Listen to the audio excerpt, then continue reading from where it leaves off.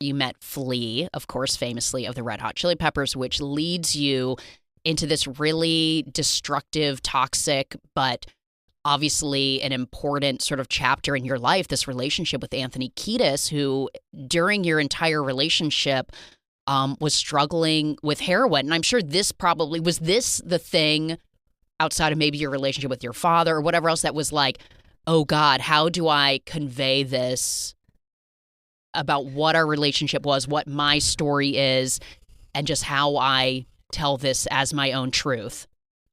Yeah, I didn't want to hurt him, and I'm friends with his mom. I didn't want to hurt, but I also knew that he basically said a lot of stuff in his book. Yeah. So I thought, okay, well, that's all right. Because I wasn't so thinking about protecting myself because I felt confident writing the book at this point in my life because I feel like I can take care of myself. If I wrote it for some reason much earlier, I don't know. I just really trust myself because I'm older now. But yeah, I did want to, I was careful in a way. But yeah, I hopefully, because there's a lot of, I knew that we have love for each other still. We don't see each other a lot, but when we bump into each other, Anthony and I.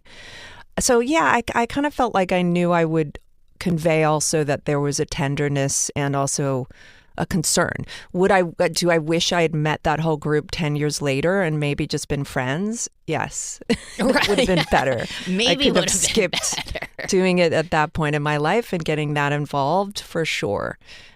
So that's something I would change. Just knowing them is fine, but how I knew him is a way I would, something I would change.